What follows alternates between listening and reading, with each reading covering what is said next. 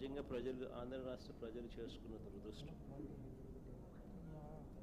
ఎందుకంటే ఈ మనిషికి చిత్తశుద్ధి లేదు, ఈ మనిషికి నిజాయితీ అంతకన్నా లేదు. పరిపాలన అంటే చంద్రబాబు నాయుడు గారి దృష్టిలో అది కేవలం దోపిడీ చేయడానికి, అవినీతిని చేయడానికి మాత్రమే తన దృష్టిలో పరిపాలన అంటే. రకరకాలుగా ఈ పద్ధతుల్లో దోపిడీ చేసే కార్యక్రమంలో భాగంగా దానికి రకరకాలుగా పేర్లు పెడతాడు, రకరకాలుగా దాని చుట్టూ డ్రామాలు అల్లుతాడు. విజన్ అంటాడు, సంపద సృష్టి అంటాడు, ఇలా రకరకాలుగా కొత్త కొత్త పేర్లు పెడతాడు. పేర్లు పెట్టి టాపిక్లు డైవర్ట్ చేస్తూ, స్కాములు చేస్తూ దోచేసే ప్రయత్నాలు చేస్తూ ఉంటాడు. అమరావతిలో గత వారం జరిగిన తీర్మానంలో కూడా, శాసనసభలో తీర్మానంలో కూడా, ఆ డ్రామాలో కూడా ఇవే మనకు కనిపిస్తాయి. ప్రజలను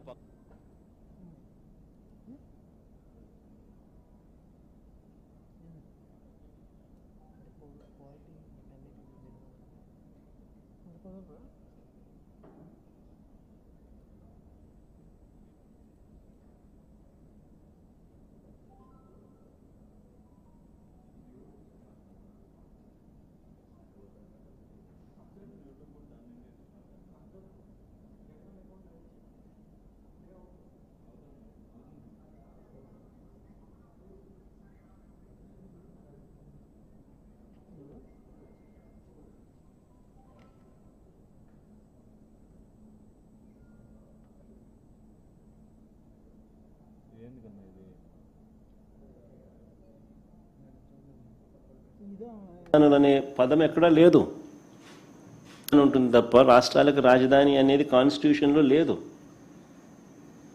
ఓన్లీ సీట్స్ ఆఫ్ గవర్నెన్స్. ఈ ఫ్యాక్ట్ నిజంగా కూడా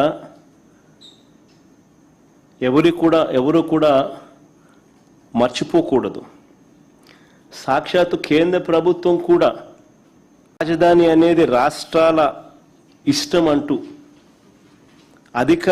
అధికారికంగా వీళ్ళు మన ఏపీ హైకోర్టులో చేసినారు. కేంద్ర ప్రభుత్వం ఆంధ్రప్రదేశ్ హైకోర్టులో ఒక కౌంటర్ అఫిడవిట్ కూడా దాఖలు చేసినారు. ఈ మేరకు రాజధాని విషయంలో కేంద్ర ప్రభుత్వానికి ఎలాంటి పాత్ర లేదు అని కూడా ఆ అఫిడవిట్లో వాళ్ళు పేర్కొన్నారు. మన కళ్ళ ఎదుటే 2000 సంవత్సరంలో కేంద్రం కొత్తగా 2000 సంవత్సరంలో ఉత్తరాఖండ్, జార్ఖండ్, ఛత్తీస్గఢ్ రాష్ట్రాలను కేంద్రము తీసుకొచ్చింది. మన కళ్ళ ముందునే 2000 సంవత్సరంలో ఆ రాష్ట్రాలకు రాజధానులు ఎలా వచ్చాయి? కేంద్రం ఏదైనా డిసైడ్ చేసిందా? కేంద్రం నిర్ణయించలేదే. ఆయా రాష్ట్రాలు వాళ్ళు నిర్ణయించుకున్నారు.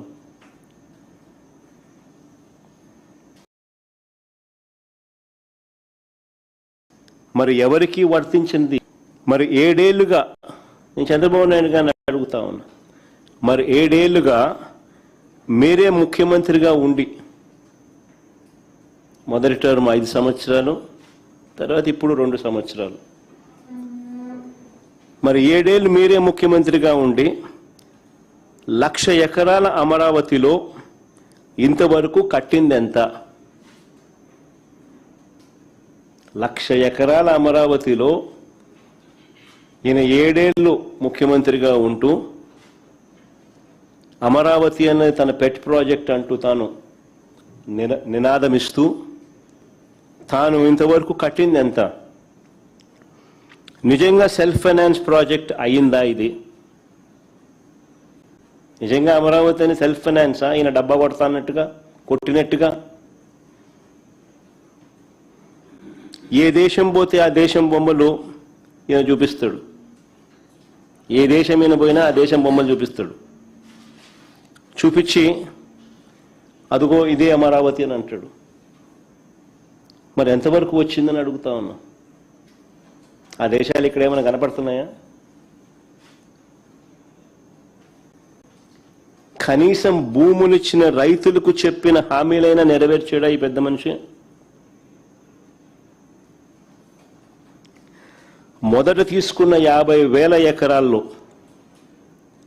వెరీ ఇంపార్టెంట్ ఇది, మొదట తీసుకున్న 50,000 ఎకరాల్లోనే రోడ్లు, కేవలం రోడ్లు, కరెంటు, డ్రైనేజ్ అంటే సీవరేజ్, వాటర్, వీటి కల్పనకే అయ్యే ఖర్చు చంద్రబాబు నాయుడు గారు స్వయాన లెక్కల ప్రకారమే, ఈయనే కేంద్ర ప్రభుత్వానికి ఇచ్చిన లెక్క